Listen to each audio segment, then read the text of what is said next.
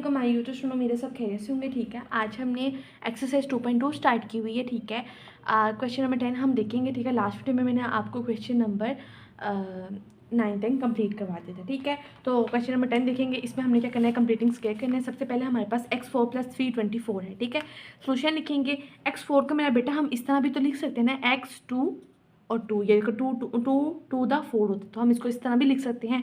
18 को अगर हम 2 मल्टीप्लाई करवाएं 18 से, 8 8 द 64, 6 कैरी, 8 1 द 8, 8 में 6 प्लस करेंगे मेरा बेटा क्या आता है हमारे पास 14।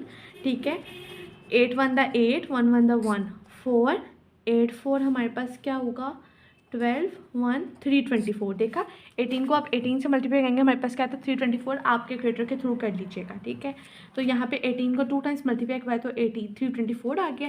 ये चीज़ हमने यहाँ पे लिख दी। अब आपको एक फार्मूला पता है। ठीक है, हमारे पास कौन सा फार्मूला है, a² + b² + 2ab।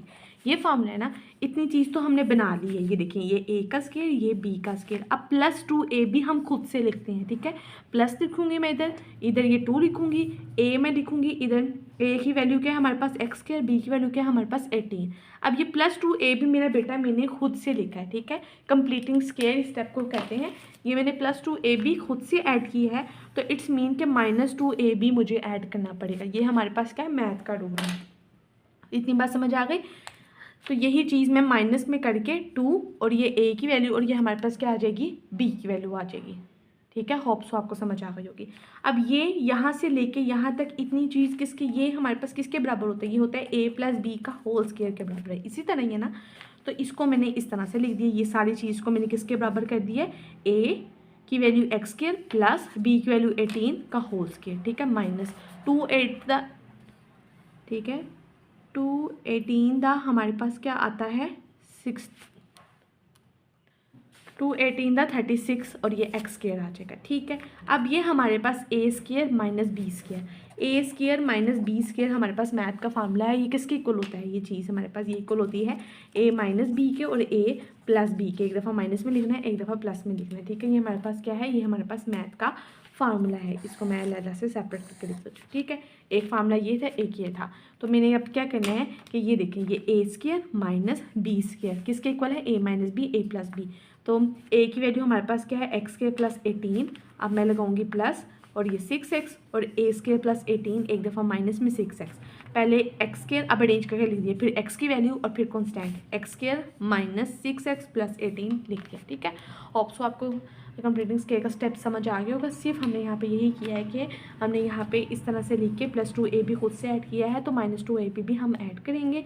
ये सारी चीज़ हमारे पास किसके इक्वल है, a + b का होल स्क्वायर के, और इसको हमने ये करवा दिया। ठीक है, अब ये a² - b² है, तो हम इसको एक दफ़ा प्लस में लिख देंगे और एक दफ़ा माइनस में लिखेंगे। क्यों लिखा है, क्योंकि हमारे पास ये फार्मूले में आ रहा है।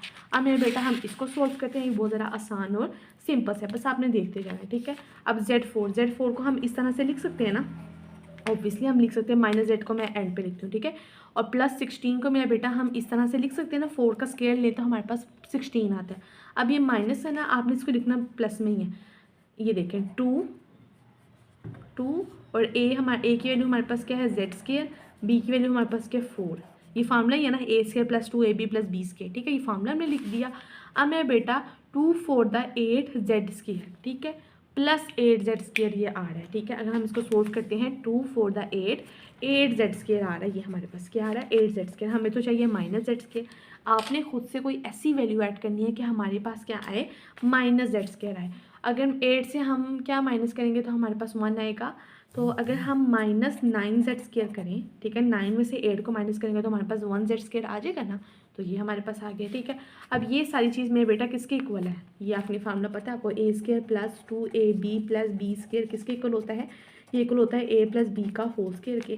तो a की वैल्यू हमारे पास क्या है z² प्लस b की वैल्यू हमारे पास क्या है 4, और ये होल स्क्वायर आ गया, -9 का हमारे पास स्क्वायर क्या आएगा 3 आएगा, 3 ये हमारे पास आ गया। अब ये देखो a² - b² बन गया। ठीक है, तो इसको एक दफ़ा प्लस में लिख देंगे, एक दफ़ा माइनस में लिख देंगे। z² + 4 - 3z, एक दफ़ा माइनस में लिख दिया, एक दफ़ा हम इसको प्लस में लिख देते हैं, z² + 4 + z 3z। ठीक है, एक दफ़ा मैंने इसको प्लस में लिख दिया।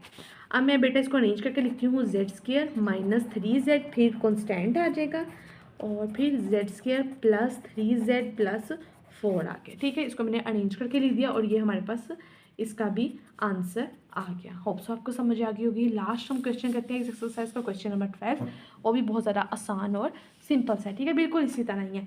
4 को हम इस तरह भी लिख सकते हैं 2x² और स्क्वायर। ठीक है, ये इसको हम बाद में सोल्व करते हैं। y² और ये ऐसे देखिए 2 टू द 4 ही होता है। अब मेरा बेटा ये a हो गया, ये b हो गया, वही वाला फार्मूला में यूज़ करना है a² plus 2ab plus b²।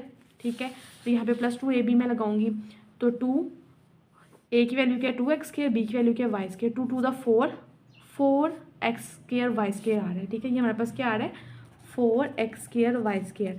अब आप 4x² y² में ऐसा क्या ऐड करेंगे कि हमारे पास क्या है -5x² y² है। ठीक है, ये तो मेरा बेटा हमने यहाँ पे खुद से क्या ऐड किया -9x² y²। देखिए -9x² y² plus minus minus होता है, 9 में से 4 को माइनस करेंगे तो 5x² y² आ गया ना। ये हमें यही चीज़ तो चाहिए थी, इसलिए हमने 9 ऐड किया।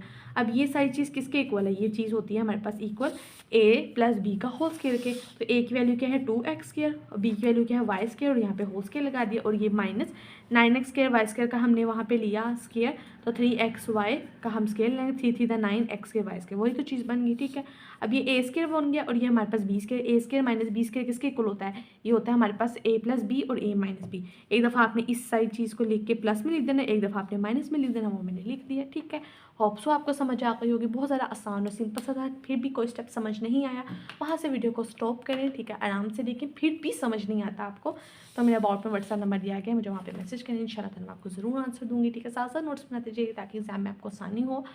और अगर एग्ज़ाम में यही क्वेश्चन आएंगे वैसे तो और आप एज इट इज़ लिखेंगे तो एग्जामिनर आपका बिल्कुल भी मार्क्स डिटेक्ट नहीं करेगा। अपना ढेर सारा ख्याल रखिएगा। अल्लाह हाफिज़।